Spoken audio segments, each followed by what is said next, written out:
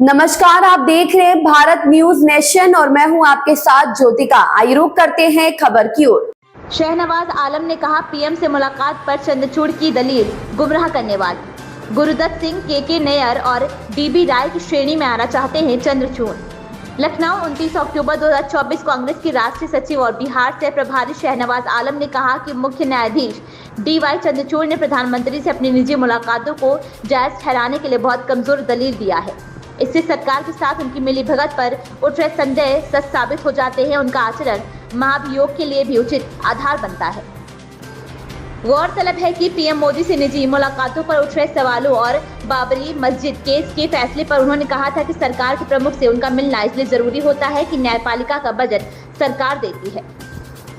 इसी तरह 6 दिसंबर 1992 को बाबरी मस्जिद विध्वंस में मदद करने वाले फैजाबाद से तत्कालीन SSP DB राय को भाजपा ने सुल्तानपुर से लोकसभा भेजा। ऐसे में अगर RSS के संविधान विरोधी एजेंट के पक्ष में फैसला देने के इनाम के बतौर DY चंद्रचूड़ को भाजपा महाराष्ट्र की राजनीति में लॉन्च करती है तो इस पर आश्चर्य नहीं होना चाहिए। प्राइम मिनिस्टर के साथ CJI के निजी मुलाकातों पे चीफ जस्टिस ने जो लॉजिक दिया है, जायज ठहराने की जो कोशिश की है, बहुत बचकाना है। उन्होंने कहा कि चूंकि सरकार बजट देती है जुडिशरी को, इसलिए उनका मिलना उनसे ज़रूरी होता है। ये एक गलत लॉजिक है, बहुत कमज़ोर दलील है, क्योंकि ये पूरी प्रक्रिया लिखित होती है। चिट्ठियों के आधार पर बजट बताया जाता है कोर्ट के तरफ से और सरकार दे देती है। उसमें मिलना कभी भी प्रक्रिया का हिस्सा नहीं रहा है। इससे पहले जितने भी CJI रहे हैं, उन्होंने तो कभी भी इस तरह की मुलाकातों का जिक्र नहीं किया। तो ये कहीं ना कहीं अपने ऊपर जो उनकी क्रेडिबिलिटी पे जो सवाल उठा है, उसको डिफेंड करने की बहुत कमज़ोर कोशिश है। और मुझे लगता है कि न्यायपालिका को जितना नुकसान उसकी छवि को, उसकी क्रेडिबिलिटी को चीफ जस्टिस DY चंद्रचूड़ ने पहुंचाया है, उतना और किसी ने पहले नहीं किया था। तो ये तो एक इम्पीचमेंट का भी मामला बनता है उनके खिलाफ। दूसरी बात, पिछले दिनों उन्होंने बाबरी मस्जिद से जुड़े फैसले में कहा कि उन्होंने तर्कों के बजाय आस्था पर निर्भर होकर के फैसला दिया। अब इससे अगर हम डिकोड करें तो जाहिर सी बात है कि इस तरह के फैसलों से, टिप्पणियों से जुडिशरी की जो विश्वसनीयता है वो संदिग्ध होती है। और कहीं ना कहीं ऐसा लगता है, अगर हम बाबरी मस्जिद के केस के हिस्ट्री को देखें तो जितने लोगों ने भी RSS के एजेंडे में उसकी मदद की, वो तमाम अधिकारी कभी न कभी सांसद बनाए गए या बड़े ओहदों पे भेजे गए।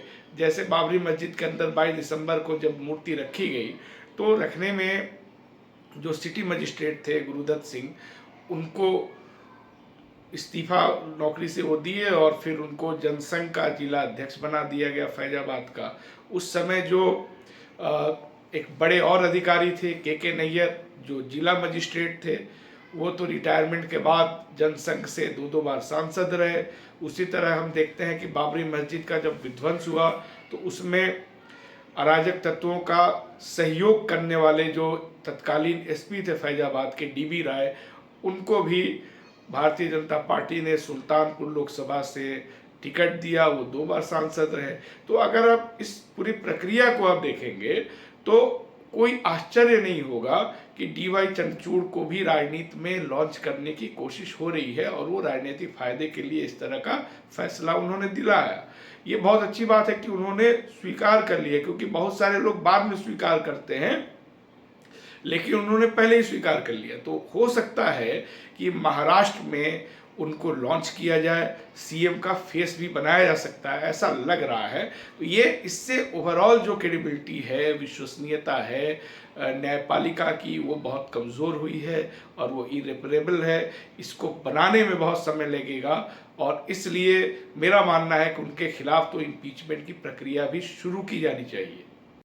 इस खबर में बस इतना ही। बने रहिए भारत न्यूज नेशन के साथ।